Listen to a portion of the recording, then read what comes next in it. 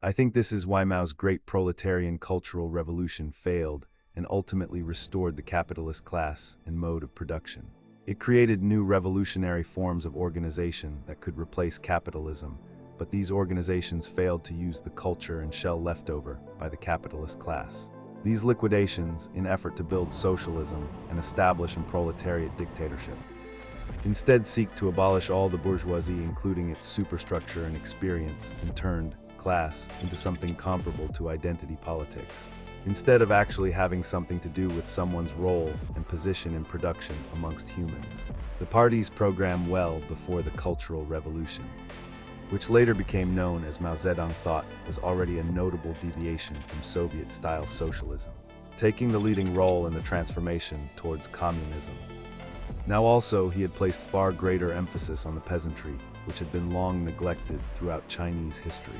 Now stressing to the peasants, workers and students that party leaders must all learn from each other. He believed that the party must learn from the masses so that they would not become out of touch with them.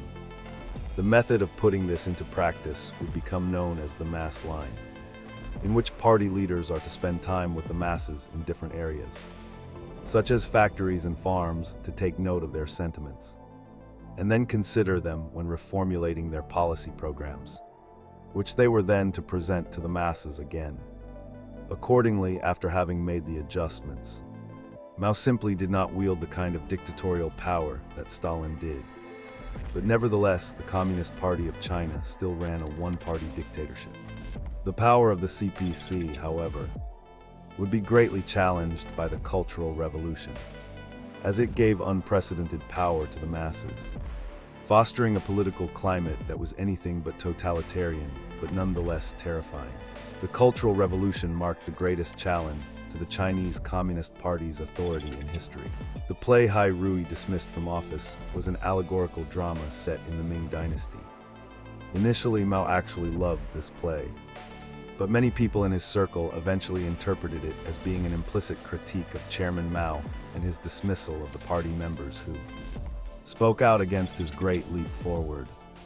When the literary critic named Yao Wenyuan, on behalf of Mao and his wife, Xian Qing, wrote a critique of this play, he was raising concerns about the criticisms of the party towards the peasants. The gist of the criticisms was that the play portrayed the peasants as politically impotent, in need of saving by benign bureaucrats, among other things that leftists disliked.